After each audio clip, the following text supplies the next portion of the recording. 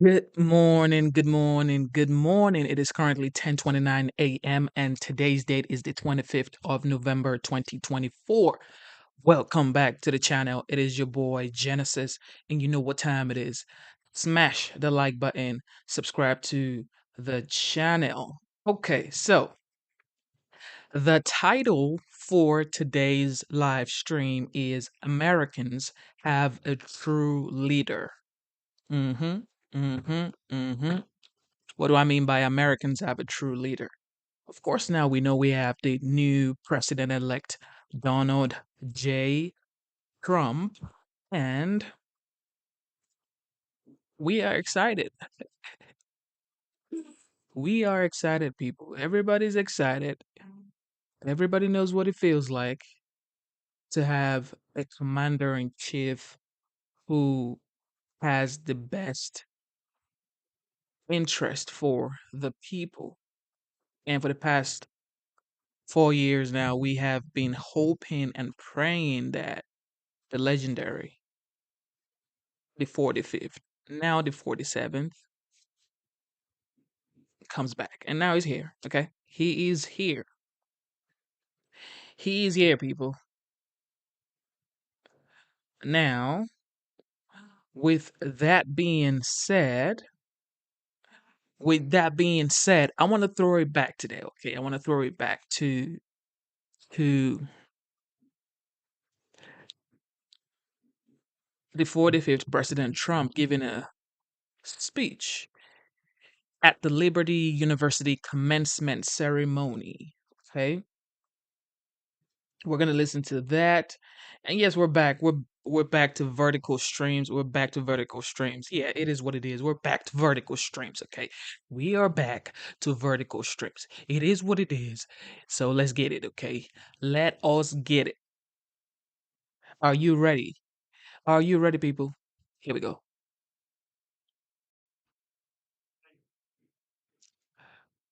Uh wait, where is it?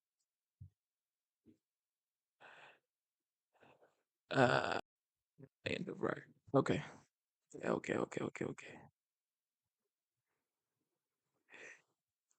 All right. I'm about to fill you into the video right now. Okay. All right. Okay. Here we go. I'm so excited this morning. It is Monday morning, okay? It is Monday morning. It is Monday morning.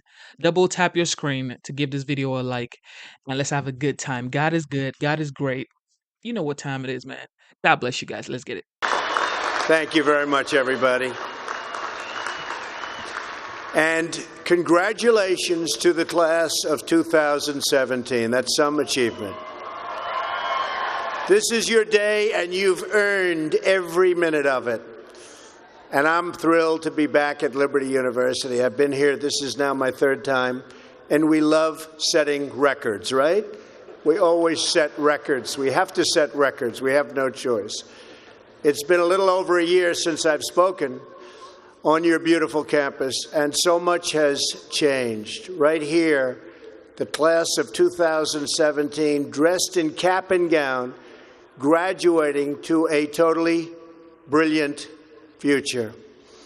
And here I am standing before you as President of the United States. So I'm guessing there are some people here today who thought that either one of those things, either one, would really require major help from God. Do we agree? And we got it. But here we are celebrating together on this very joyous occasion. And there's no place in the world I'd rather be to give my first commencement address as president than here with my wonderful friends at Liberty University. And I accepted this invitation a long time ago. I said to Jerry that I'd be there. And when I say something, I mean it.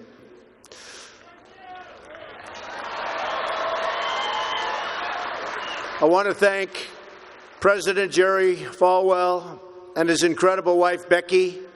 Stand up, Becky. For their kind words, their steadfast support, and their really wonderful friendship. Let me also extend our appreciation to the entire Falwell family. Trey, Sarah, Wesley, Laura, and Caroline, thank you for everything you do to make this university so exceptional. One of the truly great schools. Most importantly, to our new graduates, each of you should take immense pride in what you have achieved. There's another group of amazing people we want to celebrate today, and they are the ones who have made this journey possible for you. And you know who that is? Nobody. You forgot already. You're going to go out. You're going to do whatever you're going to do. Some are going to make a lot of money. Some are going to be even happier doing other things. They're your parents and your grandparents. Don't forget them. You haven't forgotten yet, have you? Never, ever forget them. They're great. And especially this weekend, let's make sure we give a really extra special thanks to the moms. Don't forget our moms, because graduates, today is your day. Today is your day. But in all of this excitement, don't forget that tomorrow is Mother's Day, right? I had a great mother. She's looking down now, but I had a great mother. I always loved Mother's Day. We're also deeply honored to be joined by some of the nearly 6,000 service members, military veterans, and military spouses who are receiving their diplomas today. Would you please stand? Please stand. Wow.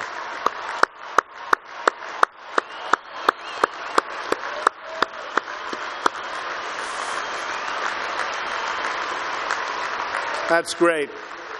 Thank you very much. Great job. We're profoundly grateful to every single one of you who sacrificed to keep us safe and to protect God's precious gift of freedom.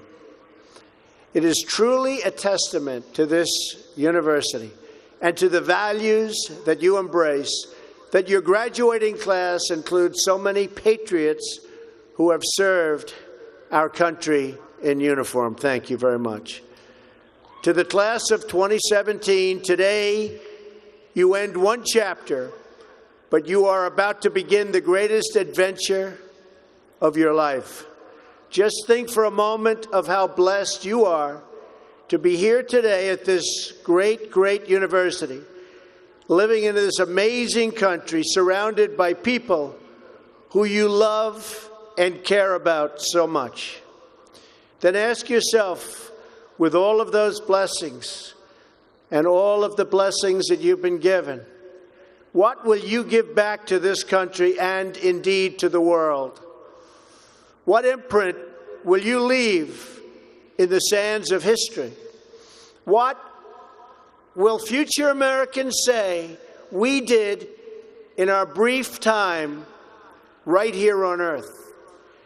Did we take risks? Did we dare to defy expectations? Did we challenge accepted wisdom and take on established systems? I think I did, but we all did, and we're all doing it. Or did we just go along with convention, swim downstream so easily with the current, and just give in because it was the easy way, it was the traditional way, or it was the accepted way? Remember this: nothing worth doing ever came easy. Following your convictions means you must be willing to face criticism from those who lack the same courage to do what is right, and they know what is right, but they don't have the courage or the guts or the stamina to take it and to do it. It's called the road less traveled. I know that each of you will be a warrior for the truth, will be a warrior for our country and for your family. I know that each of you will do what is right, not what is the easy way, and that you will be true to yourself and your country and your beliefs. In my short time in Washington, I've seen firsthand how the system is broken. A small group of failed voices who think they know everything and understand everyone want to tell everybody else how to live and what to do and how to think. But you aren't going to let other people tell you what you believe, especially when you know that you're right.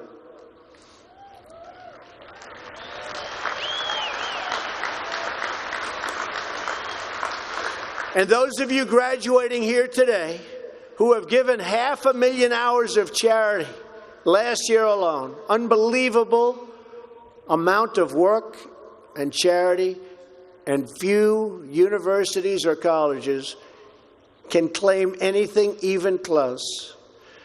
We don't need a lecture from Washington on how to lead our lives. I'm standing here looking at the next generation of American leaders. There may very well be a president or two in our midst. Anybody think they're going to be president? Raise your hand. In your hearts are inscribed the values of service, sacrifice, and devotion. Now you must go forth into the world and turn your hopes and dreams into action. America has always been the land of dreams because America is a nation of true believers. When the Pilgrims landed at Plymouth, they prayed. When the founders wrote the Declaration of Independence, they invoked our Creator 4 times. Because in America, we don't worship government, we worship God.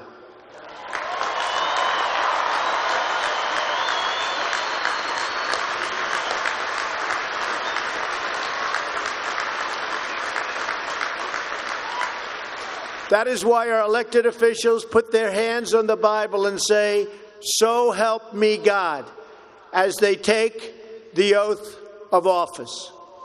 It is why our currency proudly declares, "In God we trust." And it's why we proudly proclaim that we are one nation under God every time we say the Pledge of Allegiance.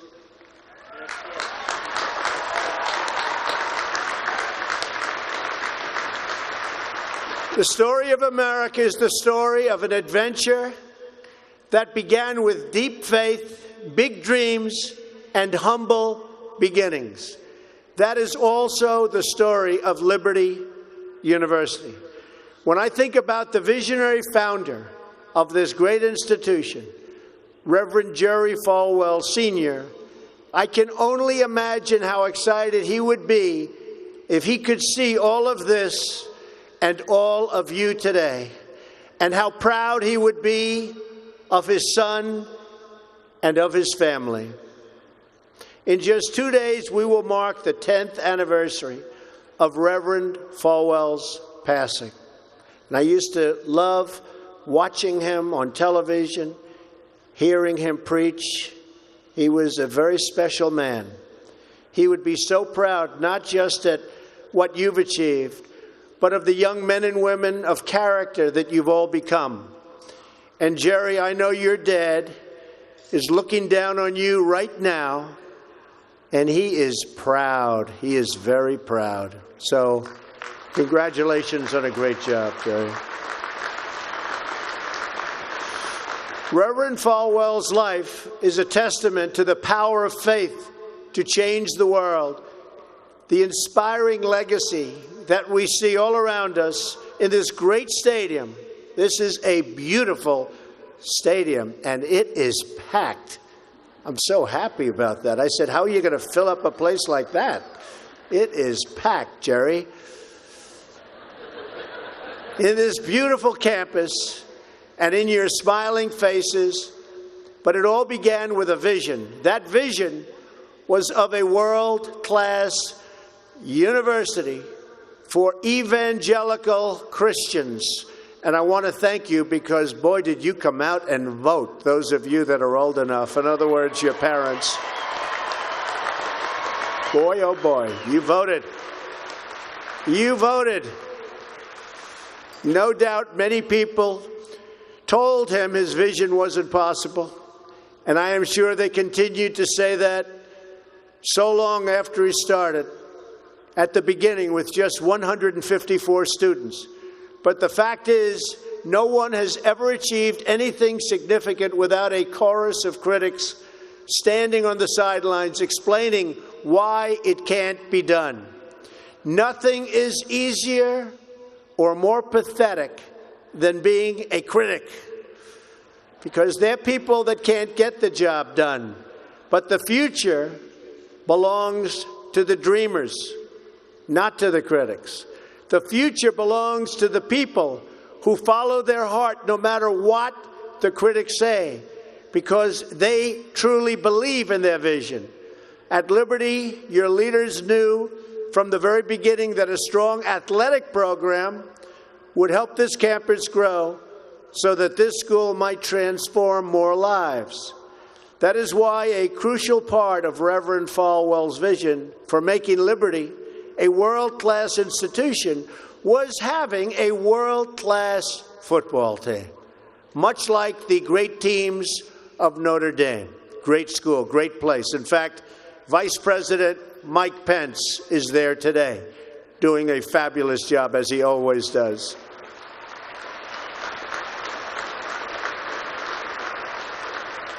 A few years ago, the New York Times even wrote a story on the great ambitions of the Liberty Flames.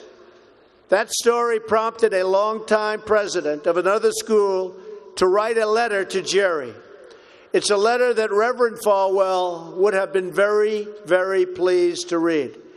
Jerry tells me that letter now hangs in the wall in the boardroom of your great university. It came from the late Father Theodore Hesburgh, who was the beloved president of the University of Notre Dame 35 years ago. Like this school's founder, he was a truly kind-hearted man of very, very deep faith. In the letter, Father Hesburgh recalled that Notre Dame's own meteoric rise from a small Midwestern school to a national football powerhouse. And then he wrote something so amazing and generous. He wrote, "I think you are on that same trajectory now, and I want to wish you all the best and encourage you from the starting and from being able to start very small and arriving in the big time. Thanks to hard work, great faith, and incredible devotion, those dreams have come true. As of February of this year, the Liberty Flames are playing in the FBS, the highest level of competition in NCAA football." Don't clap. That could be tough. Don't clap. That could be tough. I'm a little worried. I don't want to look at some of those scores here. Jerry, are you sure you know what you're doing here? Those other players are big and fast and strong, but I have a feeling you're going to do very well, right? From the most humble roots, you've become a powerhouse in both education and sports. And just wait until the world hears the football teams you'll be playing on your schedule starting next season. President Falwell gave me a list of some of those schools, the ones you're going to be playing 2018. Would you like me to read the names? Just came out. Would you like to hear them? I'm a little bit concerned. UMass, Virginia, Auburn. Jerry, are you sure you know what you're doing? Jerry, Auburn. I don't know about that, James. This could be trouble, Jerry. Rutgers, Old Dominion, Brigham Young, Army. I might be at that game. Who am I supposed to root for? Tell me. I don't know. That's a tough one, Jerry. I don't know, Jerry. I'm going to have to think about that one, Jerry. Buffalo, Troy, Virginia Tech. Oh, no, Jerry. Ole Miss. And Wake Forest. Those are really top schools. Maybe in 4 or 5 years I'll come to a game, right? You'll build it up. Well, good luck. The success of your athletic program arriving on the big stage should be a reminder to every new graduate of just what you can achieve when you start small, pursue a big vision, and never, ever quit. You never quit. If I give you one message to hold in your hearts today, it's this: never, ever give up. There'll be times in your life you'll want to quit, you'll want to go home. You'll want to go home perhaps to that wonderful mother that's sitting back there watching you and say, Mom, I can't do it. I can't do it. Just never quit. Go back home and tell Mom, Dad, I can do it. I can do it. I will do it. You're going to be successful. I've seen so many brilliant people. They gave up in life. They were totally brilliant. They were top of their class. They were the best students. They were the best of everything. They gave up. I've seen others who really didn't have that talent or that ability, and they're among the most successful people today in the world because they never quit and they never gave up. So just remember that. Never stop fighting for what you believe in and for the people who care about you. Carry yourself with dignity and pride. Demand the best from yourself and be totally unafraid to challenge entrenched interests and failed power structures. Does that sound familiar, by the way? The more people tell you it's not possible, that it can't be done, the more you should be absolutely determined to prove them wrong. Treat the word impossible as nothing more than motivation. Relish the opportunity to be an outsider. Embrace that label. Being an outsider is fine. Embrace the label. Because it's the outsiders who change the world and who make a real and lasting difference. The more that a broken system tells you that you're wrong, the more certain you should be that you must keep pushing ahead. You must keep pushing forward. And always have the courage to be yourself. Most importantly, you have to do what you love. You have to do what you love. I've seen so many people, they're forced through lots of reasons, sometimes including family, to go down a path that they don't want to go down, to go down a path that leads them to something that they don't love, that they don't enjoy. You have to do what you love, or you most likely won't be very successful at it. So do what you love. I want to recognize a friend who is here with us today, who can serve as an inspiration to us all. Someone who doesn't know the meaning of the word quit. Real champion. A true champion. Both on the field, off the field. He's a Hall of Fame quarterback for the Buffalo Bills. Really a good friend of mine, an amazing guy. Jim Kelly. Where's Jim? He's here someplace. Where's Jim? Stand up, Jim. What a great man. Jim Kelly. He was tough.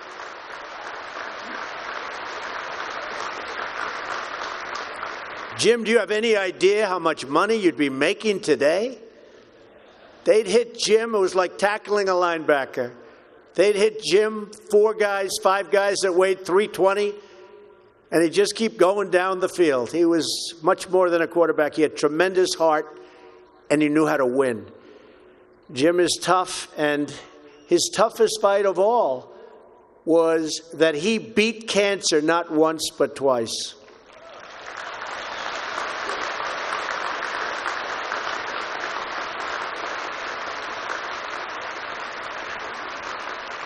And I saw him and his incredible wife as they were in a very low moment. Jill, very, very low moment. And it was amazing the way they fought. It didn't look good. I would have said, maybe it's not going to happen. But there was always that hope because of Jim and Jim's heart. But I want to just say it's great to have you here today, Jim. And these people are big, big fans. And if you could get a young version of Jim Kelly, you'll be beating a lot of teams, Jerry. So, interestingly, though, I said, I wonder what Jim's doing here.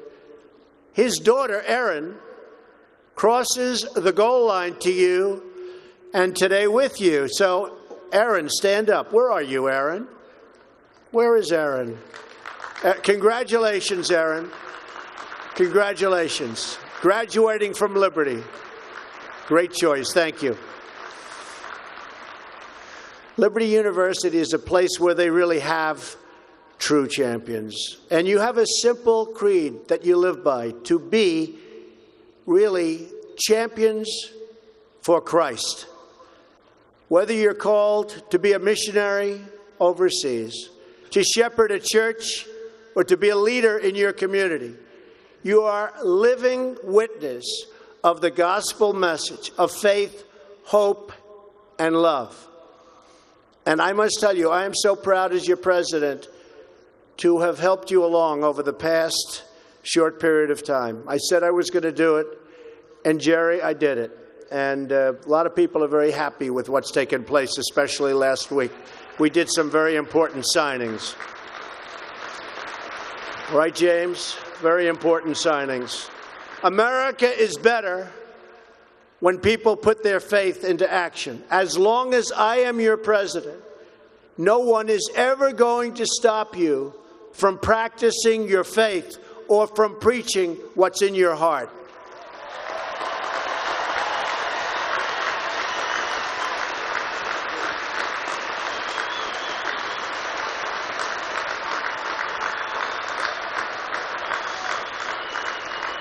We will always stand up for the right of all Americans to pray to God and to follow His teachings. America is beginning a new chapter. Today, each of you begins a new chapter as well. When your story goes from here, it will be defined by your vision, your perseverance, and your grit. That's a word Jim Kelly knows very well, your grit. In this, I'm reminded of another man you know very well and who has joined us here today. His name is George Rogers, Liberty University CFO and Vice President for a quarter of a century. During World War II, George spent 3.5 years as a prisoner of war. He saw many of his fellow soldiers die during the Bataan Death March. He was the victim of starvation and torture as a prisoner of war. When he was finally set free, he weighed just 85 pounds and was told he would not live past the age of 40. Today, George is 98 years old.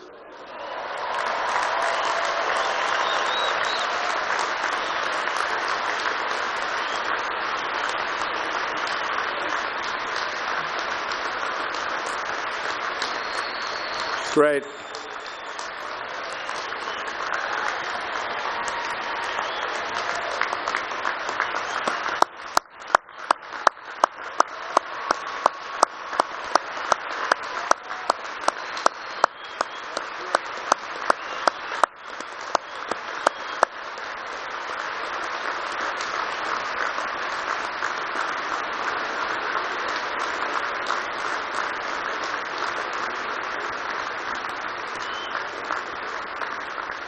That's so great, George.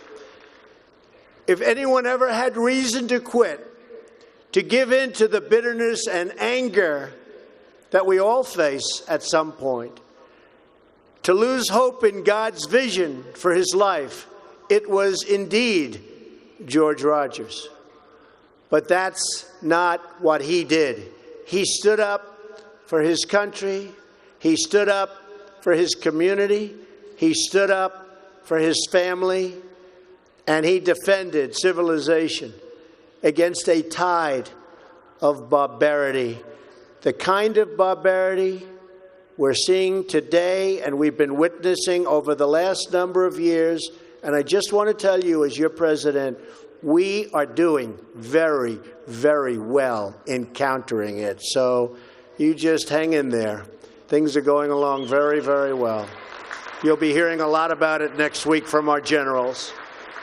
Things are going along very, very well. Through it all, he kept his faith in God, even in the darkest depths of despair. Like so many others of his generation, George came home to a nation full of optimism and pride and began to live out the American dream. He started a family. He discovered God's plan for him and pursued that vision with all his might, pouring his passion into a tiny college in a place called Lynchburg, Virginia. Did you ever hear of that? Lynchburg? We love it. Do you like it? We like it, right? I flew over it a little while ago. It's amazing, actually. What started as a dream with a few good friends, he helped shepherd into the largest Christian university in the world. Just look at this amazing, soaring, growing campus, and I've been watching it grow because I've been a friend of Liberty for a long time now, Jerry. It's been a long time. Thanks in great part to George's financial stewardship, hundreds of thousands of young hearts and souls have been enriched at Liberty and inspired by the Spirit of God. George, we thank you and we salute you, and you just stay healthy for a long time, George. Thank you.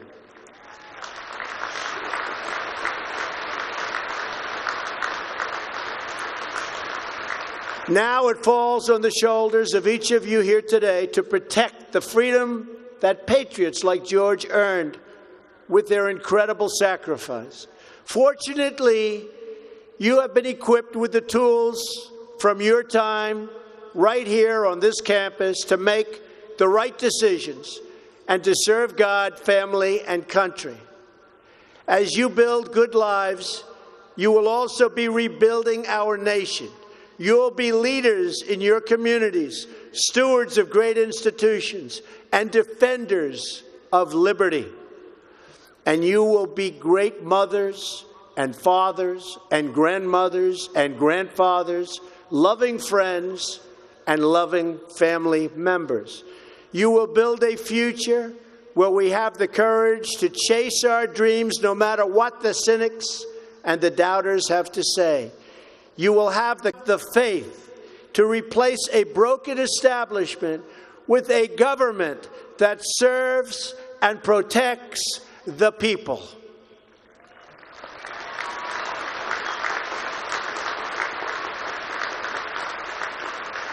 We must always remember that we share one home and one glorious destiny. Whether we are brown, black, or white, we all bleed the same red blood of patriots. We all salute the same great American flag. And we are all made by the same Almighty God. As long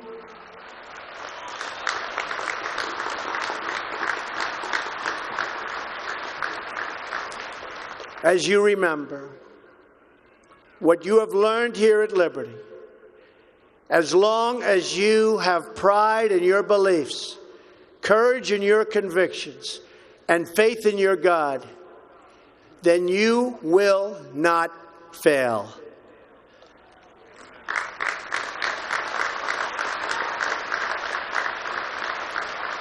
And as long as America remains true to its values, loyal to its citizens, and devoted to its Creator, then our best days are yet to come. I can promise you that.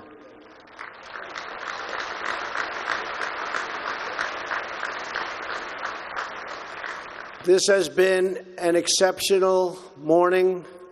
It's been a great honor for me, and I want to thank you, the students. I also want to thank you, the family, for getting them there. And I want to thank and congratulate Liberty. May God bless the class of 2017. May God bless the United States of America. May God bless all of you here today. Thank you very much. Thank you. Thank you for tuning in to the live show one more time. You know what time it is. Double tap your screen. Let's get the likes up. This is what a commander-in-chief sounds like. And I'm just happy. I know you're glad too that he is back. He is back, guys. This was when he was the 45th. Now he is the 47th president elect. May God bless you. May God bless the United States. Come on, man. Okay, let's go. Next one. Thank you very much. It's a young, very good-looking group of people. I hate it. I hate that. Please sit down. Great-looking group. I'd like to be your age. I'd love it. How much? Charlie, you're doing a great job. Great job. Thank you very much. I'm thrilled to be here with such a very talented group of young Americans. Incredible achievement already in your lives. We're joined today by student leaders from colleges and universities from all across our nation. You are the people on the front lines of our movement to forge a future of true American greatness. Spectacular person. I also want to welcome all of the young and people that I have such respect for, union representatives. Where are you? Raise your hand, please. The toughest negotiators you'll ever find. That's good. That's good. I'm glad that you're here. And you're participating in vocational and apprenticeship programs, and there's nothing more important. It's really the beginning of something very big for all of you. It's great to have all of you with us. And thanks also to the interns here from NASA. We have, how about raising your hands? Let me see NASA. Yeah, that's a good future because of President Trump. We opened that up again. We opened it up.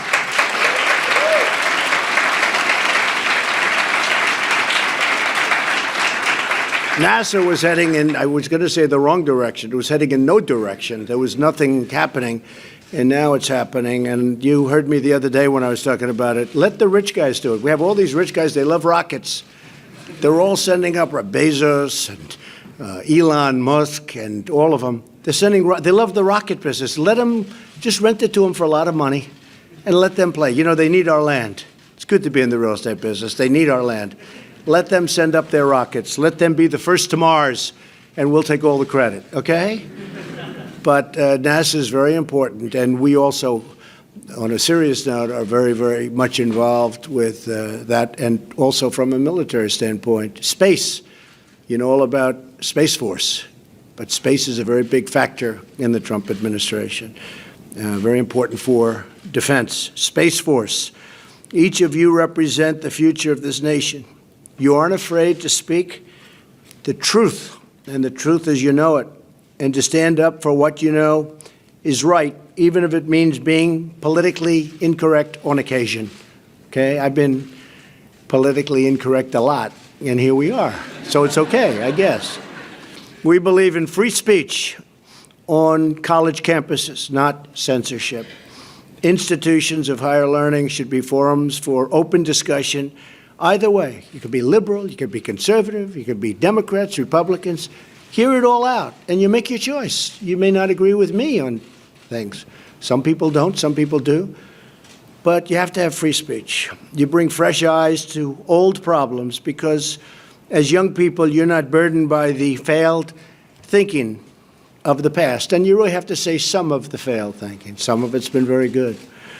You understand that for a nation to be successful, it must have a strong military, and it must have strong borders and security inside our country. And we've just had $700 billion approved, the largest ever for our military. And next year we already have it approved, $716 billion. And we will shortly be stronger than we ever were before. So important. Hopefully we never have to use it. We don't want to use our military for that. We want to keep training, but never have to use it. but if we have to use it, nobody's going to come close. You have to believe in protecting the entire Constitution, as written, including the right to free speech and the right to keep and bear arms, Second Amendment. You know that a nation must be proud of its history to be confident, and a nation has to be confident in its future. And you know that we must honor and respect our great American flag, which we do. Everybody in this room does. We're citizens of the freest, strongest, and greatest nation on earth. Also, I can say, greatest nation ever to exist, and we're getting stronger every day. I have to say, you're in the prime of your life. Actually, most of you aren't even in the prime of your life. You'll be in the prime of your life in about 15 years. I'm going to make it as long as possible. But you're doing a fantastic job, and your life has been a truly exciting one. I know a lot of the stories in this room. Our economy is booming, confidence is soaring, and there has never been a better time to be young and to be American. Never been a better time. The opportunity now is incredible. Unemployment for people under the age of 24 is the lowest in almost 50 years. Think of that. The lowest, the best in almost 50 years. And shortly, we're going to have the all-time best that we've ever had. African-American youth unemployment is the lowest level in the history of our country. And African-American unemployment is the lowest level in history. Hispanic unemployment is the lowest level in history. Women unemployment is the lowest level in 21 years and will soon be, I think, in history. I think we need another couple of months, frankly, but I think soon we'll be able to say for women will be unemployment the lowest in history. Thanks to our massive tax cuts, young men and women entering the workforce are keeping more and more of the money they earn. So are older people, frankly. And it's really helping you get a stronger start in life. A lot of advantages. We've eliminated horrible policies that burden young Americans. You were burdened by things that were really, in some cases, insurmountable, including the individual mandate in Obamacare, a disaster. That's where you pay a lot of money for the privilege of not buying health insurance, right? One of the worst things. It's gone. People were devastated by that. They were paying tremendous amounts of money so that they didn't have to pay for health care. And the health care was no good. And we have new health care programs. One was announced last week. It's phenomenal, the association program. You associate associations of people, businesses get together, and they buy it across state lines. They're going to get tremendous health care. People have no idea how important that's going to be. And we have another one coming out from Secretary Azar in 2 weeks. It's going to be incredible. We're investing in job training and vocational schools so citizens of all ages can take advantage of new jobs and the new prosperity that our country is going through. We've never had prosperity like this. We've increased, let's use the word worth, the worth in an economic sense of our country by over $7 trillion since my election. $7 trillion. I got nothing out of it, except I'm very proud of it. It's a great number. GDP numbers are way up, and we have another one coming out, I guess, over the next 4 or 5 weeks. It'll be interesting for this quarter. But we hit 3.2. If I would have said 3.2%, if I would have said that black unemployment is the lowest in history or Hispanic unemployment lowest in history, if I would have said any of the things that I just told you during the campaign, the press would have said, what is he talking about? And yet, honestly, what we're doing is far greater than what I would say on the campaign trail.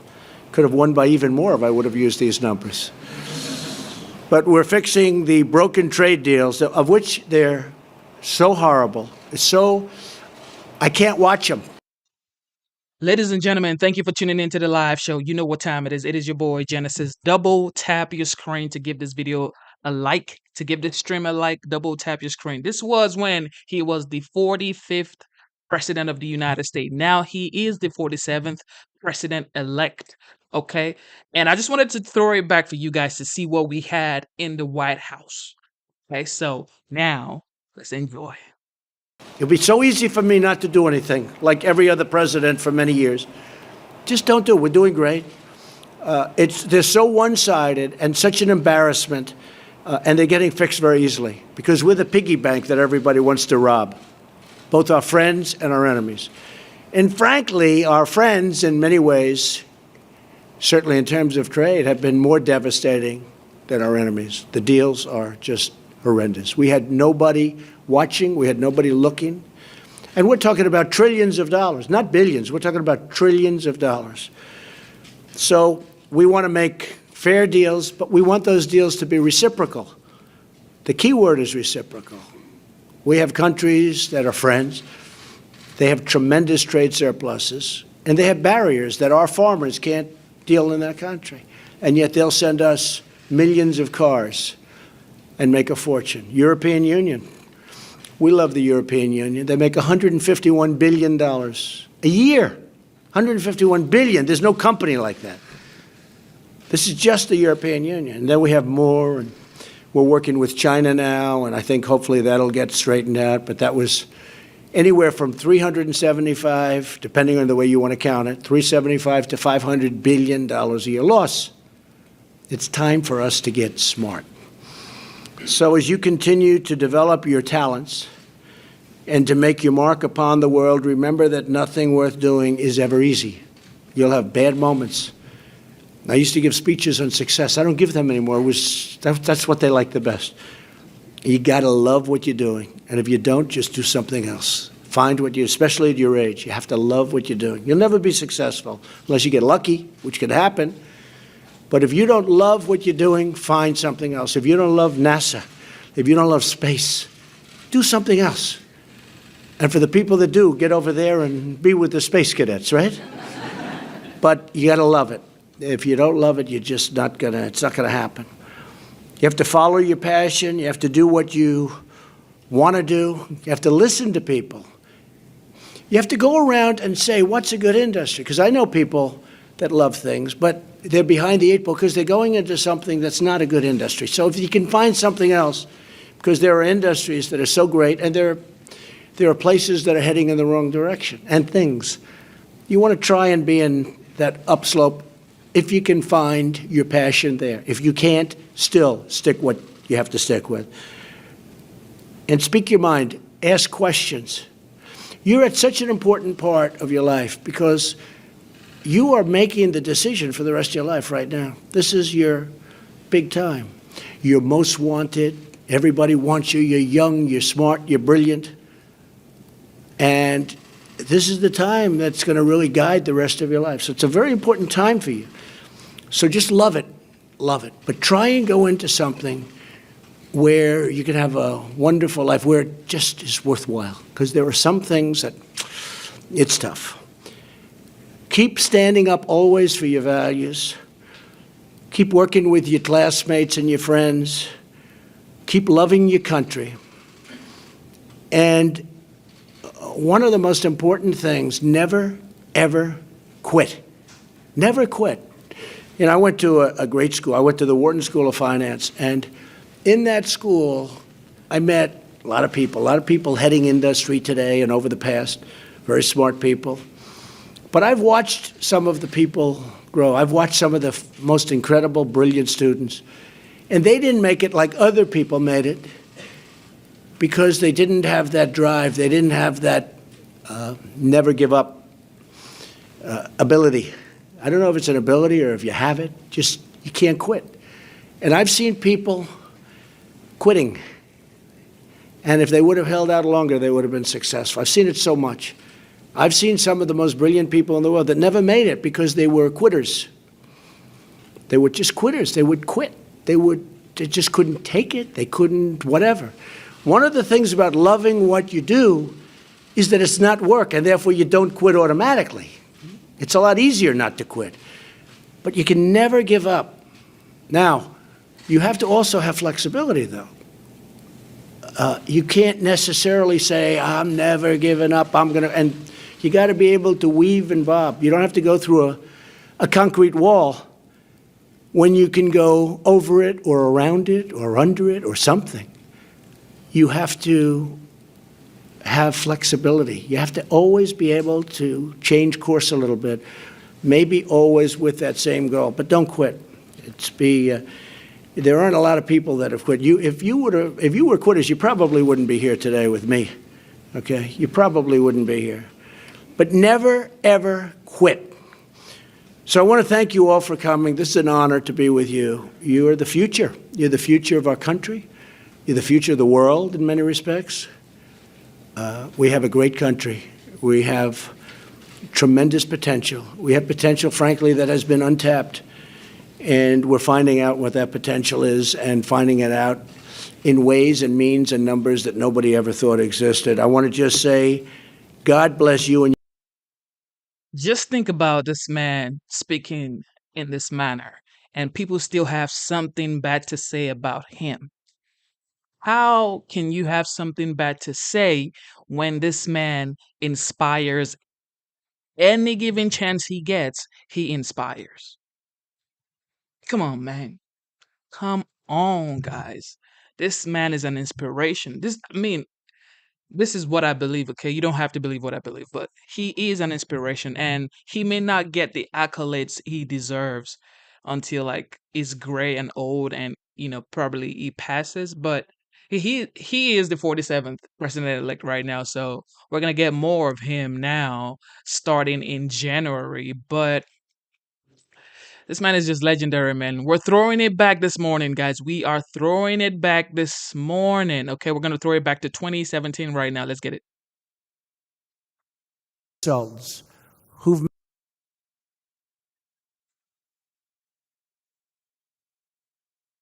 I know these people well. You wouldn't believe it. I know them too well. I know them too well. They cost me a lot of money. I spent a lot of money. But I love them, and they're great, and their people are fantastic, and nobody does it like your people, right? Nobody. We talked about that. Incredible. Incredible people.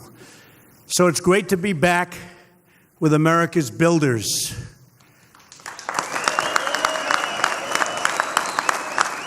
So did you ever think you'd see a president who knows how much concrete and rebar you can lay down in a single day? Believe me, I know. I know. We're a nation of builders, and it was about time we had a builder in the White House, right? We have a builder. I want to thank Sean McGarvey and the entire governing board of presidents for honoring me with this great invitation. And I love that it's in Washington because I don't have to travel very far. Worked out pretty well, I have to tell you. 5 minutes. Sean took part in one of our very first meetings at the White House. He mentioned it. And I promise you that America's labor leaders will always find an open door with Donald Trump. Always. Just look at the amazing talent assembled here. We have iron workers, insulators. Never changes, does it, with the iron workers? Well, let's hear it. Laborers, painters, fitters, plumbers, operators. They're operators, all right, I'll tell you that. Electricians. Not that good. Where's my local 3? Oh, where's local 3? That wasn't that good. Electrician. Well, they became so rich they don't have to. Let's do that again. Electricians. Oh, that's better. Bricklayers. Boilermakers. Elevator constructors. Good job. Sheet metal workers. Roofers. Plasterers.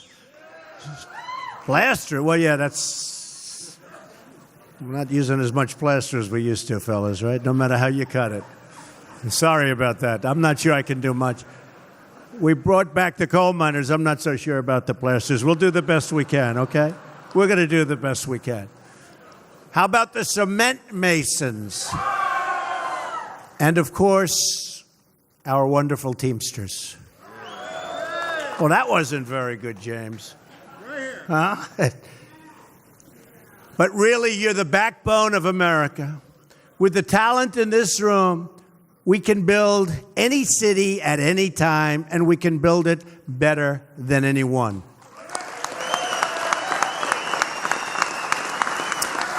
But we're going to do even better than that. Together, we are going to rebuild our nation. You're the keepers of the great trades and traditions that built our country. From the New York skyline to the Golden Gate Bridge, you represent the workers whose hands, skills, and dreams will build the great landmarks of our future. Every day, your members live out what I call the American creed.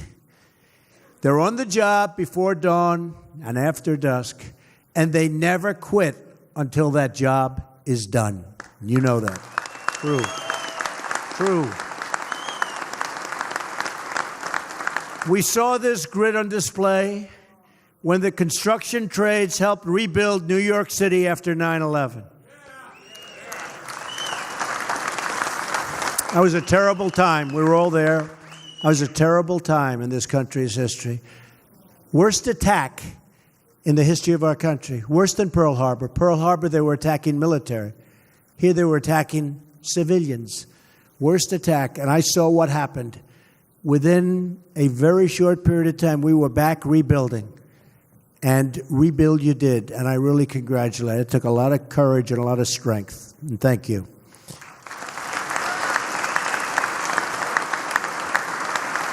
The fact is, you take pride in every part of your work, every joist, bolt, and rivet. You're not only builders, but you're artisans, very talented people. A lot of people don't understand. You're very talented people, enriching our cities and landscapes with works of great beauty. And just as you take pride in your work, our nation takes great, great pride in you, believe me. And it's time that we give you the level playing field you deserve.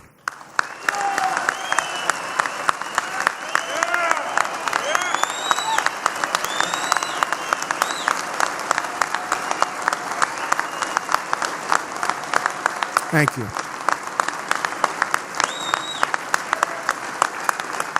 Thank you, folks. Washington and Wall Street have done very, very well for themselves. Now it's your turn, and you're going to be also sharing the wealth.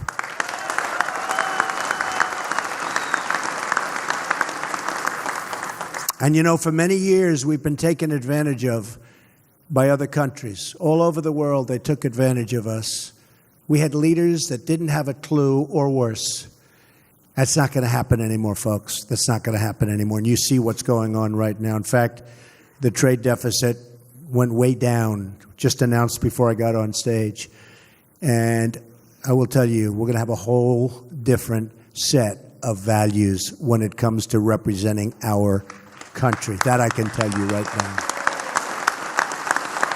This election was all about returning power to the people.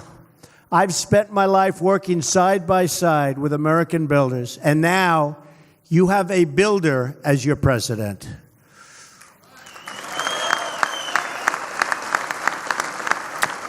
One of my first acts as president was to stop one of the great sellouts of the American worker. I immediately withdrew the United States from the disaster. This would have been a disaster. This would have been another NAFTA, which, by the way, is a disaster.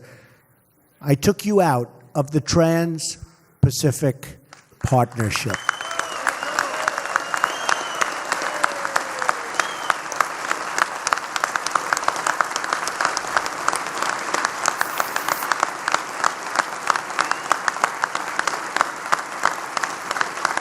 Thank you. That one wasn't even close, and you know it, and I know it, Everybody knows it. Next, I cleared the way for the construction of the Keystone XL and Dakota Access pipelines.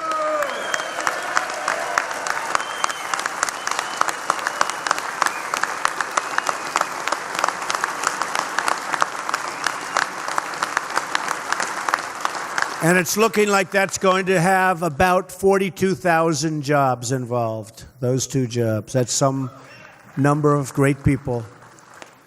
That's a big, big, beautiful lot of people. And Sean, actually, and a whole group joined me in the Oval Office when we approved the Keystone permit. And I joked that day. I said, can you imagine the head of this big Canadian company in this case? They built pipelines, and they failed. Didn't work. They paid millions and millions and hundreds of millions of dollars to consultants and lawyers, and they failed. And it was over. And then one day, Trump wins, and a few days later, they get a knock on the door. Sir, the Keystone Pipeline was just approved. Can you imagine? I want to see the expression on his face. And he's a nice guy. They came to the office. Because, I did say, you have to use American steel. You have to fabricate it here. Now, they had already bought 60, 70% of it. So you can't be too wild, right? But I was signing the order. And I said, where'd they buy the steel? I didn't like the answer. I said, who fabricated the steel? I didn't like the answer. I said, from now on, we're going to put a clause. Got to be made in America. We want American steel made in America. Right on the bottom. 100% for it.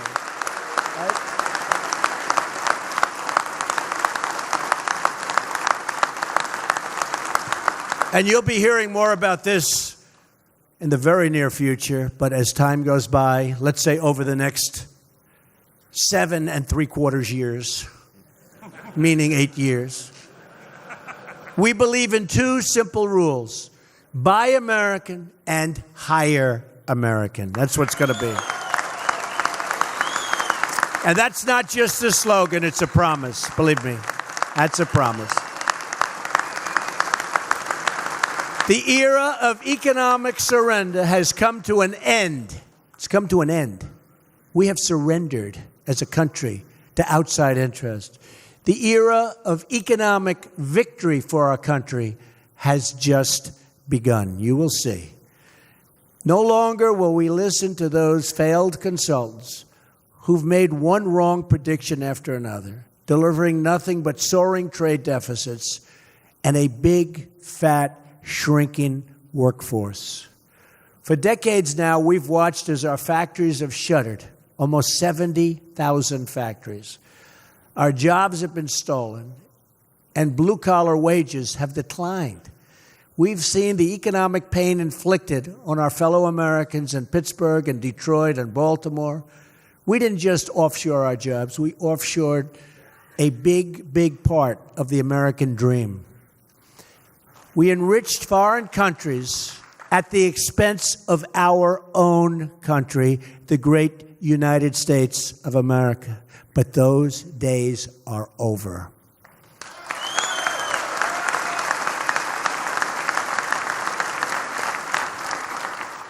I'm not, and I don't want to be, the president of the world. I'm the president of the United States.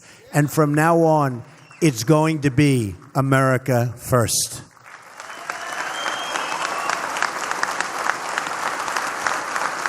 We're going to bring back our jobs, and yes, we're going to bring back the American dream. As I travel the nation, I heard the pleas of the forgotten men and women of our country, the people who work hard and play by the rules, but who don't have a voice. Together, we are their voice, and they will never, ever be forgotten again. That I can tell you. I don't know if you saw, but if you watch the Democrats now, the anger and hatred, and they're trying to figure out where did all these people came that voted for Donald Trump. Remember they said, because the Electoral College is very, very hard, they say almost impossible for a Republican to win. The odds are stacked. And they would say, there's no way to 270. You need 270. There's no way to 270. I heard that so much for a year. I kept saying, maybe I shouldn't be running. You know, Sean? I said, maybe I shouldn't run. Because there's no way. The people are telling me, the same people that say all of the bad stuff, they're saying there's no way to 270. Well, but there was a way to 306. But wasn't that an exciting one? You know, places that nobody entered. Donald Trump has won the state of Michigan. They go, what? Donald Trump has won the state of Wisconsin. They came out of the blue, and we didn't even need them. And we love those two states because we won the state of Pennsylvania, and we won Ohio, and Iowa, and North Carolina, and South Carolina, and Florida, and so many others. We ran the coast. And if you don't run it, you can't win. A huge disadvantage, the Electoral College. It's very, very tough. They say almost impossible for a Republican to win. But I had the support of, I would say almost everybody in this room. We had tremendous support. No, we did. We had tremendous support. We had tremendous support. And I'll tell you, we really had the support of the workers. We had tremendous support of the workers. Well, would you like to make a change, folks? Would you like to make a change? Because if anybody wants to make a change, you won't be having so many jobs, that I can tell you. Your jobs will be a whole different story. Because in the last decade, you lost over 750 construction. Think of this, 750,000 construction jobs.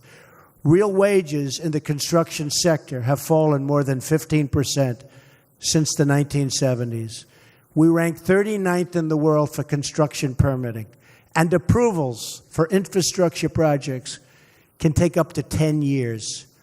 Since taking office, I've signed one action after another to eliminate job-killing regulations that stand in a way. I had a chart. Is that chart around here someplace? Did you have that? I have to show this chart to you because it's amazing, actually.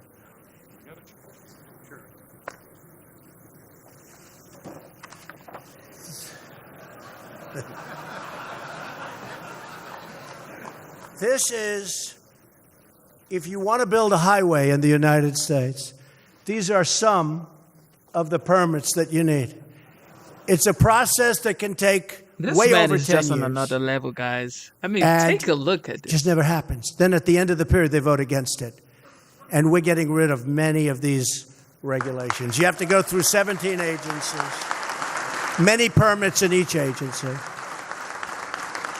In February alone, we added almost 60,000 new construction jobs in the country.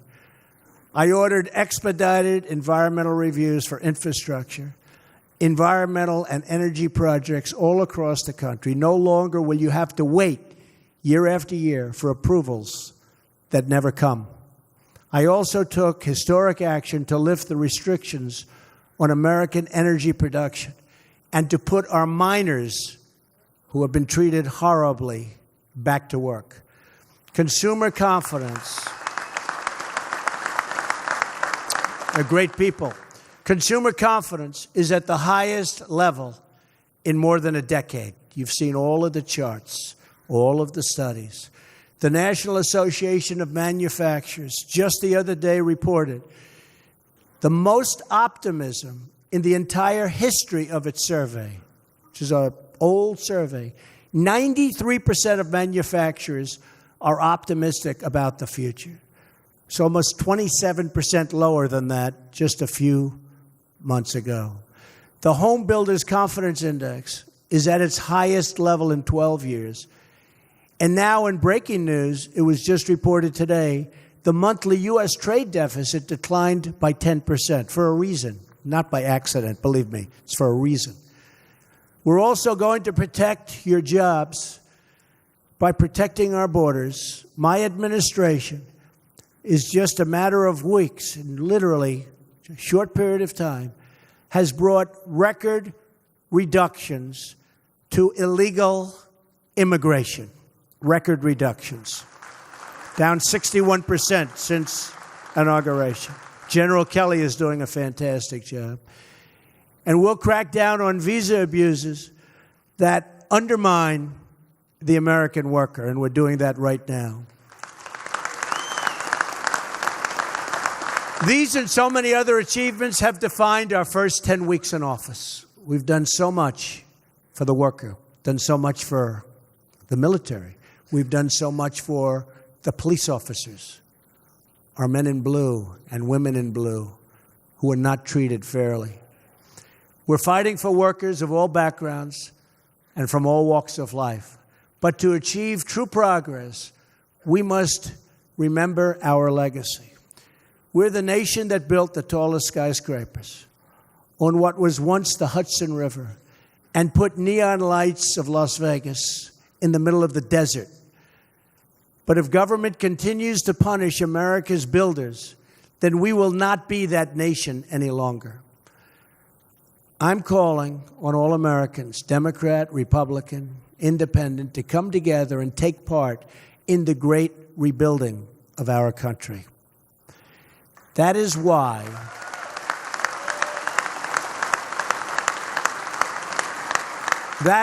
in my address to Congress, I called on lawmakers to pass legislation that produces a $1 trillion investment in the infrastructure of our country, and we need it.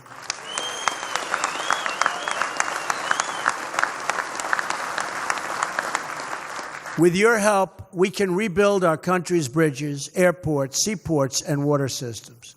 We will streamline the process to get approvals quickly so that long-delayed projects can finally move ahead. And with lower taxes on America's middle class and businesses, we will see a new surge of economic growth and development.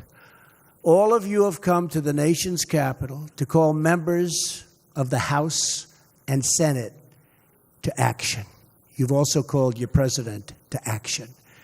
When you see them, you can tell Congress that America's building trades and its president are very much united.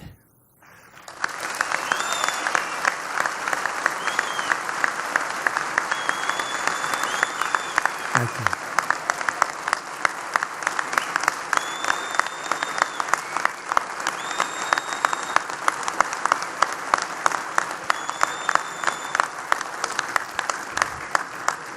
Together, we are ready to break new ground. We will build in the spirit of one of the great projects in our nation's history, an enduring symbol of American strength. The Empire State Building was forged in the Great Depression and provided jobs for more than 3,000 workers. We've all seen the pictures. Rugged workers perched dozens and dozens of stories up in the air. Workers like these moved almost 60,000 tons of steel, installed 200,000 cubic feet of stone, and laid 10 million bricks to build that American icon. And they did the job in a record time, 13 months. Hard to believe. Think of that. Empire State Building, built in 13 months during the Depression. Nowadays, you couldn't even get a building permit or approval in that amount of time. When the workers had secured the last piece of steel in that amazing and beautiful structure, they marked the moment, as we still do today, with what is called a topping out ceremony. 1,050 feet above the streets of New York City, they hoisted a beautiful and great American flag.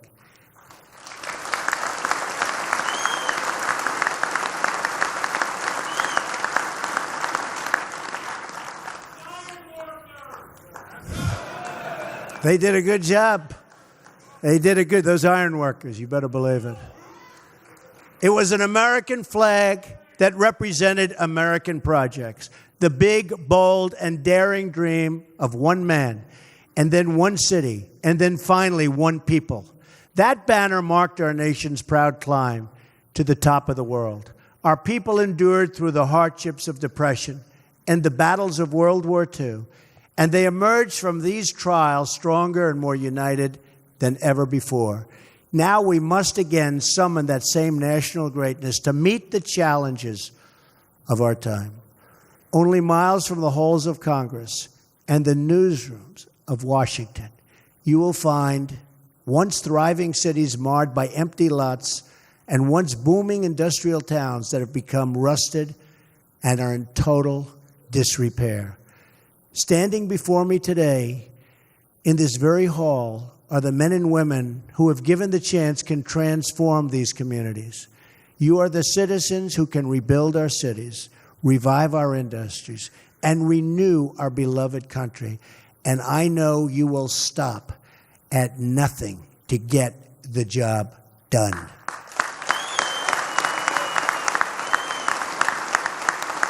For the rest of their lives.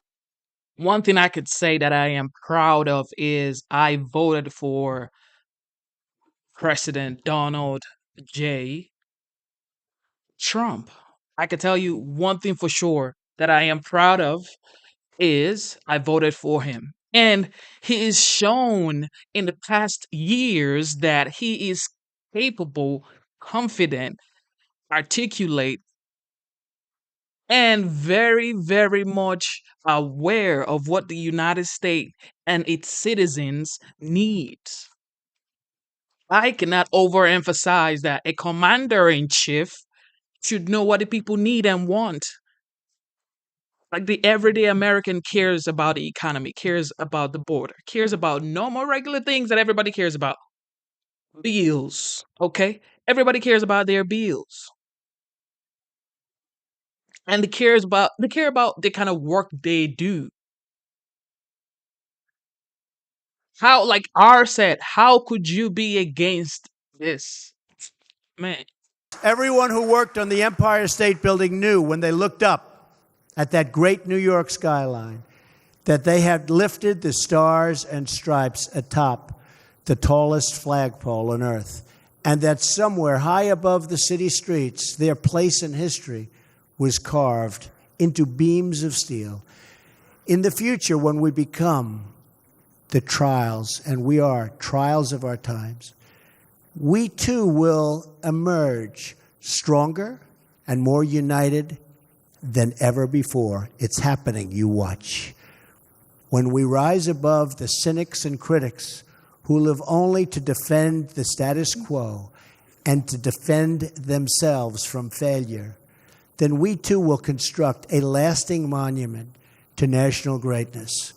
In this future, our nation's workers and craftsmen will look way out at the vast open landscape, and they will build new bridges and new schools and new landmarks, and they will proudly raise up for all to see our bright and beautiful American flag. And when we see that flag, we will remember that we all share one American home, one American heart, and one American destiny. May God bless our nation's builders. May God bless our nation's workers. And may God bless the United States of America. Thank you very much. Thank you for tuning in to the live show. Double tap your screen to give this video a like. Okay, let's get the likes to 100.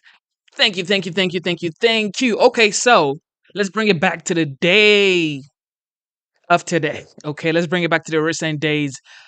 President Joe Biden pardons National Thanksgiving turkey at White House. I mean, that's a good one. That's a good one. I mean, that's like the regular yearly thing that happens in the White House. Let's see what the president has to say.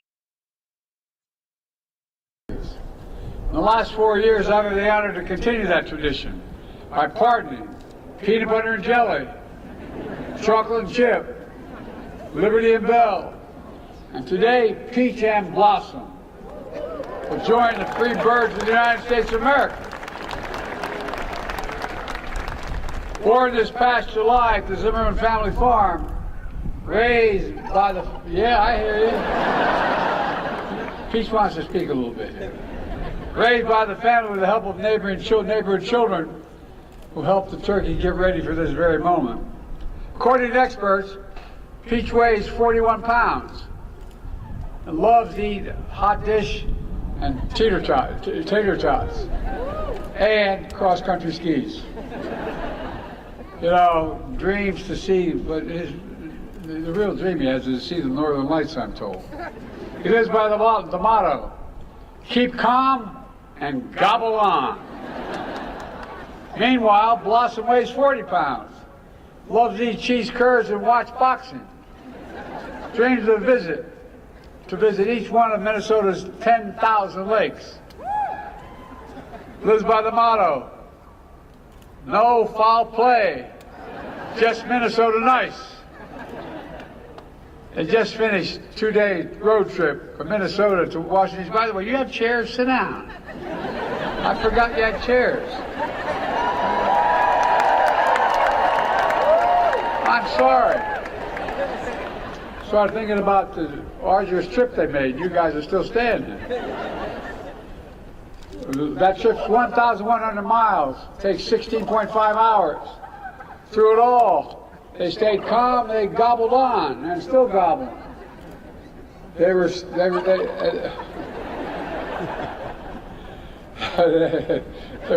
nice, listening to their favorite music, which apparently includes the song "Living on a Prayer." Well, fellas, your prayer's going to be answered today. Based on your temperament and commitment to being productive members of society, I hereby pardon Peach and Blossom.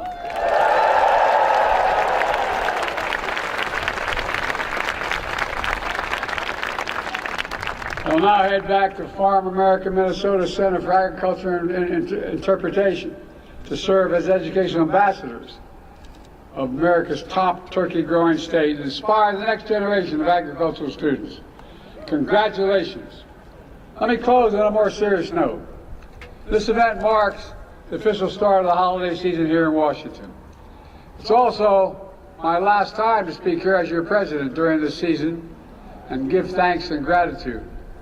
So let me say to you, it's been the honor of my life. I'm forever grateful.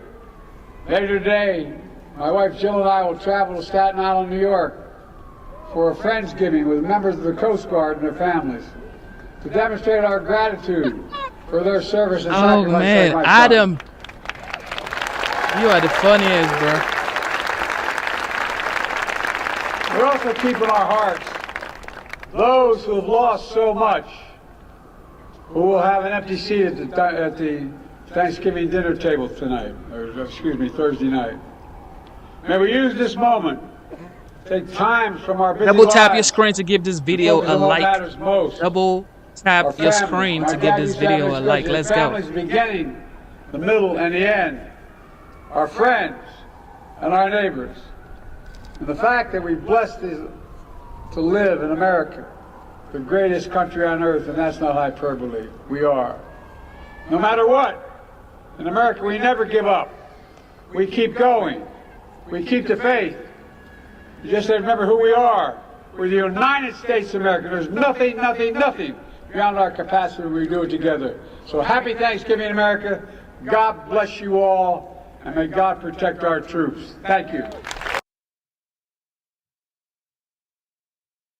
Oh, thank you for tuning in to the live show one more time. Well, you've heard it from the president. President Biden has given the order to pardon the turkey, and they're going to go back into living with the farmers. Okay. It is what it is. Thank you for tuning into the live show. All right. We're going to take it back to the legend, the Don, the 45th, now the 47th president-elect, President Donald J. Trump. Okay. This was like 7 years ago, actually. So he gives a remark at the 75th anniversary of the Battle of the Coral Sea. Let's see. Thank you. Thank you so much. Great honor. And thank you to my very good friend, Rupert Murdoch. There's only one Rupert that we know. But for helping to keep this history alive, and he's been working on this for a long time. He loves Australia. And for the next generation. And thanks also to the legendary, talented golfer, Greg Norman. I used to think I was a great player, and then I played with Greg one time, and I said, well, I'm not going to play golf for a living. He saved me a lot of time, I'll tell you that. And thank you to everyone here tonight for helping us to honor and remember those very brave souls who answered the call of freedom. Also to Anthony Pratt, who just pledged $2 billion, and that's peanuts for Anthony, if you know Anthony. Come on, Anthony, you can do better than that. Thank you. Thank you very much, Anthony. That's beautiful. It's really a special privilege to be back on the Intrepid and to address both American and Australian heroes. Melania and I are thrilled to be joined by a very, very special Prime Minister and his wonderful wife, Lucy, who I've just gotten to know. And, you know, they said we had a rough phone call. We really didn't have a rough phone call, did we? Everyone's talking about this phone call. The media was saying, what do you think about the phone call? You didn't really hang up. No, we had actually a very nice call, right? Good. Now the record is straight. All of those people back there. Thank goodness. It's true. We had a very nice phone call. A little testy. Got a little bit testy, but that's okay. We've had a very good relationship, and I'm very proud of the relationship. Thank you very much, Malcolm. The Prime Minister and I have just finished a productive discussion about the interests of our two countries. Together, we discussed crucial issues ranging from national security to trade, to immigration and enhanced economic cooperation. We reaffirmed the tremendous friendship between the United States and Australia and the vital importance of our security and our alliance. The armed forces of our two nations are operating side by side almost every day, fighting to defeat ISIS and the scourge of terrorism. And we will eradicate terrorism.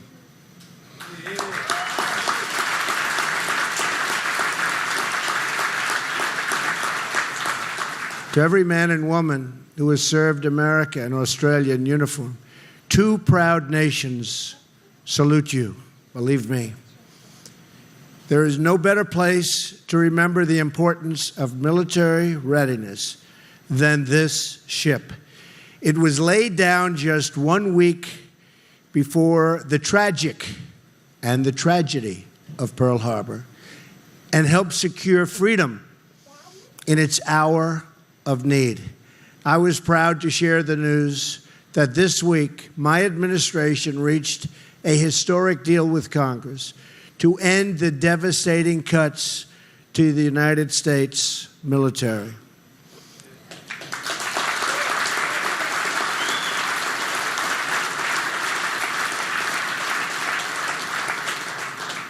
I don't know what they were thinking when they started cutting, but we've got it all coming back in big league, believe me. It's coming back fast, ordering lots of planes, lots of ships, lots of jobs, too, by the way. We will add more than $25 billion for national defense in a short period of time, and we will ensure that our service members have the equipment, tools, training, and resources that they need and that they so richly deserve.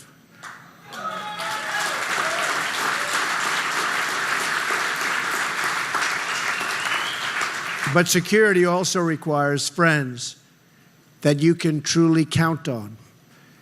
That is why I was pleased to meet with Prime Minister Turnbull and why I'm so glad to be here with you tonight. And we had a great meeting just a little while ago.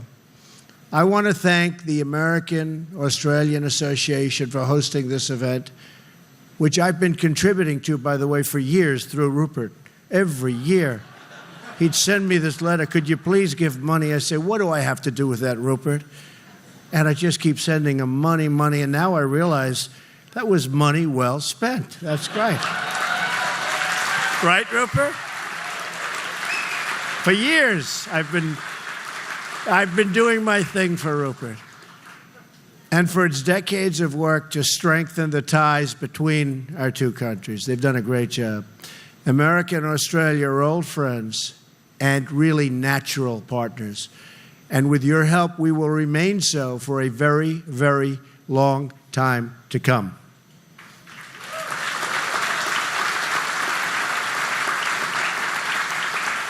Our two nations were born as the rebellious children of the same parent. It's a very interesting statement. I've heard that before, too, about people. And for nearly a century, Americans and Australians have fought together, bled together, and died together as brothers and sisters. Since the First World War, when Australians led Americans in the Battle of the Hummel, our brave warriors have fought shoulder to shoulder in every major conflict together. Their righteous cause has always been the same: the safety of our citizens and the survival of our freedom. From the beaches of Normandy, a vicious, vicious fight, to the jungles of Vietnam and the desert landscapes of the Middle East, where lots of progress, believe it or not, after all these years, is being made. Americans have had no better friends than the Australians. I mean that.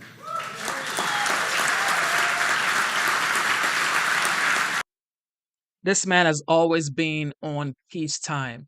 Of course, he wants the military to be strong and, very agile. That's why he's saying, what, we don't want any, I guess, DEI higher when it comes to the military. However, he always promotes peace. He's always been on peace. He's always like, yo, we want peace around the United States. And most people are like, I don't like the way he talks, I don't like the way he tweets, I don't like the way this, I don't like the way that. However, this man is a diplomat though. He talks to leaders that people are scared to talk to. He wants peace around the world. And that's very key. He's been the same for a long, long time. He's been the same person for a long, long, long time. Why can't we just say, okay, you know what, guys? We want peace worldwide. We want peace worldwide. We do not want any sort of chaos. Okay. Let's focus on infrastructure. Let's focus on making America great.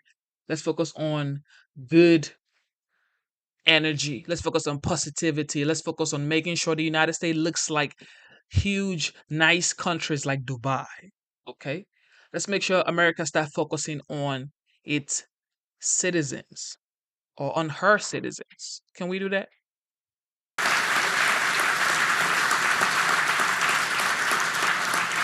We are proudly and profoundly grateful for Australia's contributions in Syria, Iraq, and Afghanistan, and their help in the fight against terrorism following the terrible attacks of September 11th. On behalf of the United States, I thank the Australian people tonight. Believe me, I have so many friends here from this country, and we love Australia, all of us. We really love Australia. Thank you very much.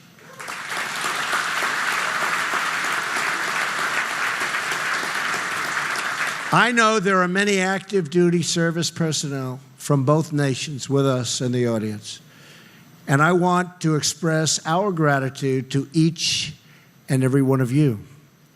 We are privileged to be joined by many amazing veterans from our two countries as well, and from so many different conflicts. There are so many conflicts that we fought on and worked on together, and by the way, in all cases, succeeded on. It's nice to win. It's nice to win. And we've won a lot, haven't we, Mr. Prime Minister? We've won a lot. We're going to keep it going, by the way. You've given your love and loyalty to your nations, and tonight a room of grateful patriots says thank you. We are especially honored by the presence tonight of 7 World War II veterans, and we've been talking about them all night, but I should mention their name once again, perhaps for the final time tonight, or we can keep mentioning them because they're worth it. And their names again: John Hancock, Derek Holyoke, Gordon Johnson, Norm Tame, Wendell Thrasher, Roger Spooner, and Bill White. Great, great people. Great.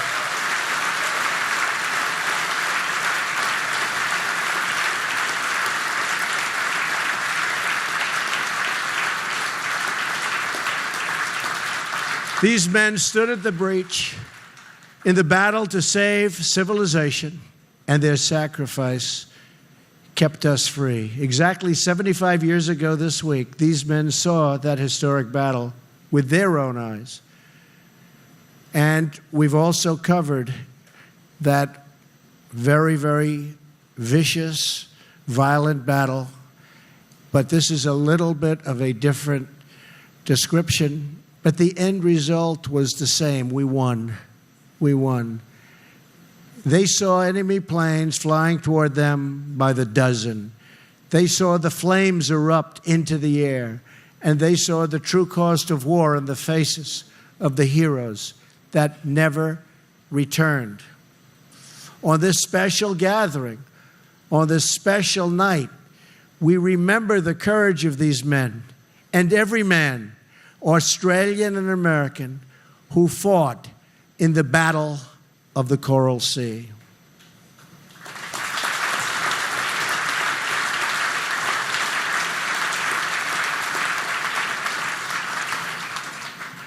The count of the dead goes on, and the number of wounded do not even begin to describe the toughness of the fight and their incredible sacrifice.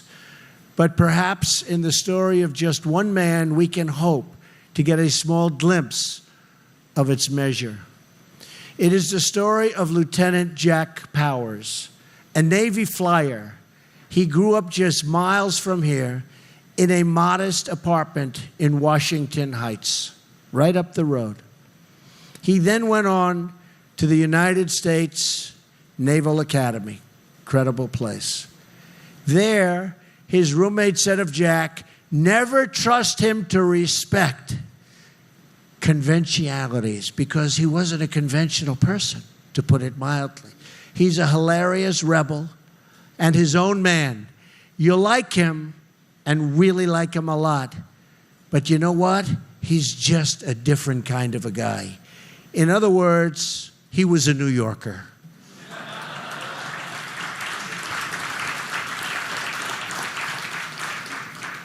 By the attack on Pearl Harbor, Jack had already served 6 years in the Navy. In the 6 months that followed, the Allies suffered many defeats and many, many casualties. Japan captured footholds all across the Pacific and now was closing, and really fast, closing in on Australia. In May 1942, the invasion fleet moved on. Port Moresby, the vital base just a few hundred miles from Australian shores. It was there off the coast that American and Australian ships met the enemy in the Coral Sea. On the morning of May 7th, Jack Powers launched his dauntless dive bomber from the depth and deck of the Yorktown. He was some flyer, I can tell you that, some great flyer. Soon, he dived straight at an enemy carrier and dropped his bomb so low, he was almost caught in the blast, and he was badly hurt. But he escaped, and the carrier sank. That night on the Yorktown, Jack urged the other pilots to take the same risk. He said, that's the way you do it. That's the way you win. That's the way you sink them. Whatever the cost, even if it costs you your lives, that's the way you sink the ship. The next morning, he pressed his point again. Remember, he said, the folks back home are counting on us. I'm going to get a hit if I have to lay it down right next to that flight deck. In their courage, they turned the tide. of the Pacific War. They had tremendous success. They were knocking out ship after ship. That day, Jack flew his plane to another carrier, straight into a hail of oncoming lead and fire, to land a devastating blow on its deck. Seconds later, the colossal blast, the one Jack was talking about and saying we have to take the risk, engulfed his plane, and Jack was gone. He was dead. He was brave, but what a job he did. Sometime before Jack died, he sent a wire home to his father in New York. It read, "Dear Dad, 1,000 miles away doesn't make any difference. Your bad son is thinking of you, hoping that he is worthy of being called a chip off the old block." His father was a tough cookie also. Now it is we who are thinking of Jack and all those brave souls who fought alongside him. And most people say this person doesn't care about, you know, the veterans. He 100% cares about the veterans. Like you hear in this speech, he's talking about a very special person who, you know, did it all for his country and gave the ultimate sacrifice for his country. I don't see why people would always say things like this man doesn't care about the veterans, he doesn't care about the military, he doesn't care about the people who serves the country. That is BS. Straight up false. It's just false news, okay? He's here uh, commemorating this legend. And it is what it is, man. It is what it is. And this is why 100% ultimate respect to the veterans every day, anytime. And also respect to the president, the 47th, and also the 45th. I mean, I'm just glad that I was able to be a part of his re-election. I voted for him. And I'm just glad, man. I'm just happy that I was able to do my own part. Okay, so what is going on in the new day and age right now? Let's see. Let's see. All right, ladies and gentlemen, thank you for tuning in to the live show. Book your the channel.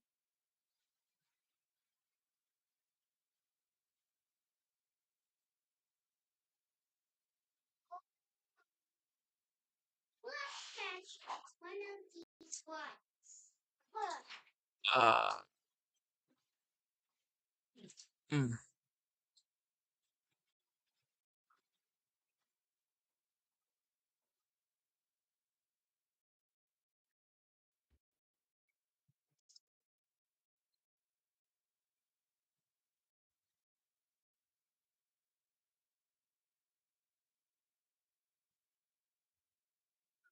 All right, let's go to Adam Levine.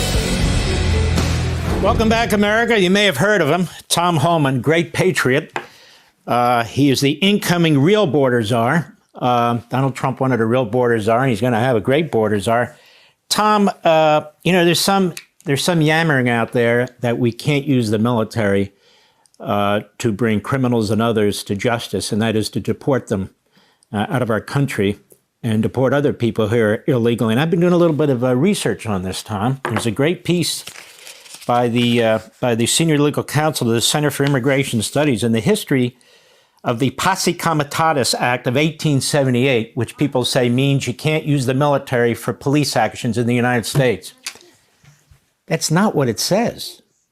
Not only is that not what it says, that's not why it was passed. It was passed to prevent the U.S. Marshals from being able to call up the military without the authority of the President of the United States. So Congress passed this law, and they said essentially that these underlings, Department of Justice, these other people do not have the power to call in the military for law enforcement and police actions. And in fact, the Attorney General to Dwight Eisenhower had said that if the Posse Comitatus Act is actually applied this way, it's probably unconstitutional because it ties the president's hands. Now, you and I aren't saying that we ought to bring in the military, to be chasing people all over the place. But this is a national security federal action that you're talking about if you're rounding up illegal immigrants by the hundreds of thousands because we've had illegal immigrants imported into the country by the hundreds of thousands. What's your general thinking about this? It seems to me we need to have a definitive legal statement, not just go with the media comments. Well, I think the media is wrong on just about everything they print. Look, we need DOD, and I'm hoping we get DOD's assistance, and I think President Trump can make that happen. I agree with you. The southern border, I've been saying this for almost 4 years. What's happened to our southern border is the biggest national security vulnerability this country's seen since 9/11. We know terrorists have crossed that border. Just take Tren de Agua, for example. They are a threat to our national security. The cartels of Mexico have killed 250,000 Americans with fentanyl. We have a lot of dangerous people in this country. We need to find and remove them because they directly pose the biggest national security threat to this country right now. And even Christopher Wray, who I have zero respect in, even he's testified numerous times, this is a huge national security threat. Let me ask you something that's really not discussed as well. If we don't deport most of these people under current interpretation of law, and they have children in this country, they become U.S. citizens. Then we have chain migration, which was passed in 1965. So you're talking about 21 million people, maybe more, maybe less, who knows, but a lot. And at some point in the not too distant future, you're going to have citizens from these illegal aliens, and you're going to have chain migration. So that 21 million can turn into 100 million, 140 million, 180 million in one generation of people in this country, no? Well, look, that's why we need to push back on the false narrative from the left. They're claiming, they demanded these millions of people be released in the United States. They demanded they got the right to see a judge. They demanded they got right to claim asylum. Okay. And we'll do that. We'll give them their day in court. However, at the end of that due process that they demand, if a judge orders them removed, they must be removed. What's the option? Let them stay? Because if you do that, if you send a message to the entire world, you can cross the border illegally, which is a crime. You can see a judge or not see a judge and get an order removal and not leave. We're never going to solve this crisis. So look, we got to execute those orders from the immigration courts. Right now, if you look at the data, 9 out of 10 people who claim asylum at our border will end up with an order removal because they simply don't qualify for asylum. So we have to remove them. And if we don't, shut down the immigration court. I mean, what the hell are we doing? If the judge's orders don't mean anything anymore, then shut down the immigration court, take the border patrol off the border. No, we'll give you a shot at claiming asylum if that's what you want to claim. But at the end of that, you get order removed, you're going home. And if you choose while you're here to give birth to an illegal to a U.S. citizen child, well, guess what? When you get removed, you can leave the child here, or you can take them with you. So we got to secure the border. We got to enforce immigration law, or we're never going to fix the border, and it leads to a big national security vulnerability to this nation. I want to pursue that last point with you because that's a point that the left and the media are using to try and undermine this whole effort. You're going to separate grandma from her grandchildren? Let me ask you a question, Tom Homan. Did these people come here voluntarily, or were they dragged across the border by the United States government? They came here voluntarily and committed a crime by entering the country illegally. And so they knew what they were doing. They knew the possibilities that would result from that. That's number one. Number two, when we put people in prison, American citizens, for committing offenses, is it a defense to say, wait a minute, I'm a grandmother, I have 3 grandchildren, please don't separate me from my grandchildren? Is that a defense in any court in America?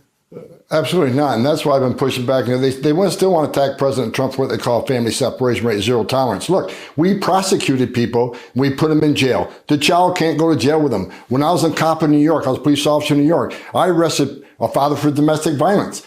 The child couldn't go to jail with him, so that family got separated. I arrested fathers or mothers with DUI who had a child in the car. We separated that family. Law enforcement separates families all across this country every day, but they want a different set of rules for illegal aliens, and there just can't be a different set of rules. They can keep talking about the Trump's family separation, but they're not talking about the 300,000 children that were separated from their parents and smuggled in the country by cartels that they can't find. They never talk about the thousands of angel moms and dads whose children were murdered by someone that was in the country illegally. There's a separation because they buried their child. So, the left's message is wrong. It's misleading to the American people. It's a great point. I want to pursue that, as well as all the women who are enslaved in sex slavery and labor.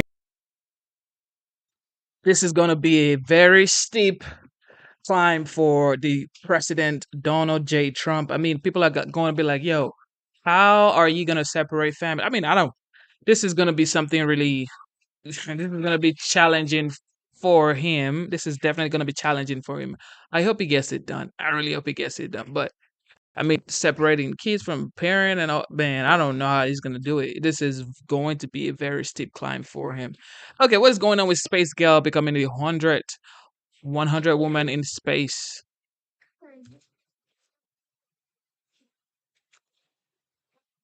Another historic launch for Blue Origin.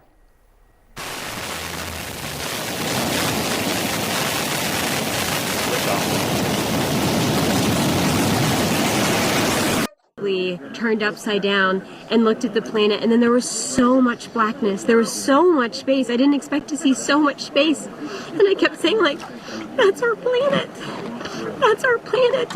It was the same feeling I got when my kids were born, and I was like, that's my baby, that's my baby. And I like had that same feeling where I'm like seeing it for the first time. I'm feeling the emotions with you right now. Emily Calandrelli joins us right now. It is great to have you here. Thank you for coming in. I mean, your reaction in space and afterward really was just everything. I mean, you've had a couple of days now, I guess, maybe to process the experience. How do you describe it, Emily? I mean, I don't know when you come down from this high. This is the best thing that I have ever experienced, second to watching my kids being born. And I think this is the beauty of sending more women into space, is that we get to describe it in a way that moms can understand, that women can understand, because I've never heard anybody describe space like that. And to me, that was this realization of like, oh, this was the other time I had this awe, this physical feeling, this discovery, this joy, but also a little bit of fear involved. It was like so many emotions intertwined.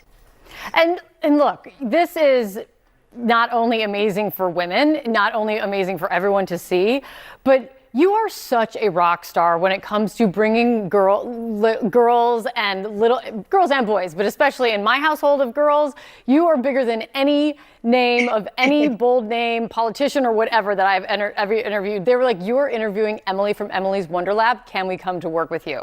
So your ability to, the way you teach and speak and the energy and passion that you bring to the work is just a totally different way of describing it. What does it mean for you and your life's work to now have this additional awesome label of now the 100th woman to enter space? Oh, I find it to be such an incredible honor to be a bookend on this milestone for women that was hard fought and hard won by all of the women that came before me. But I also see my mission of going into space beginning right now. Like the work begins now, because now I want to bring this view, this experience, this joy and awe to all of those girls that you mentioned, all of those kids that watched Emily's Wonder Lab, so that they can have that inspiration and want to reach for their big dreams too. The one thing I've heard from astronauts that I've spoken to in the past, and it's always stuck with me because I myself have wanted to experience it, is the overview effect of with the view from above when you're up there and you look back at Earth in the vastness of space, how it changes people. Is that what you think you've experienced? I think it's too soon to tell. I feel like I've seen the ocean for the first time, or the Grand Canyon for the first time. And I think when you have those incredible travel-like experiences, even though this feels like it was multiplied by 1,000, it takes some time for that to sink in. So now I think I need to do the work of writing about what I saw and my emotions, and creating content about it to really figure out what it means to me. I think, to be honest, it's too soon to tell. Well, I'm looking forward to those writings.